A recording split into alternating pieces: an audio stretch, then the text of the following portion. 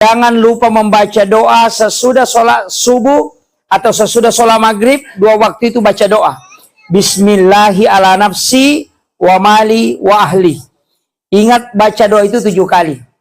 Kenapa? Karena doa inilah yang diajarkan Rasulullah supaya keluarga kita tidak diganggu.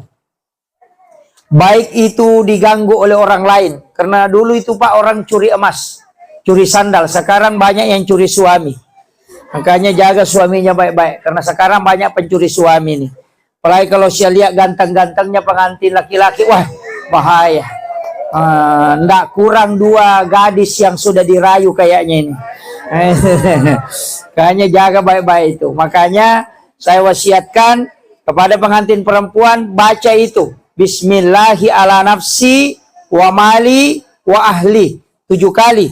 Setiap subuh dan setiap maghrib. Insya Allah harta, diri, dan keluarga Allah yang jaga. Dan itulah penjagaan yang paling bagus. Karena Allah tidak pernah lalai.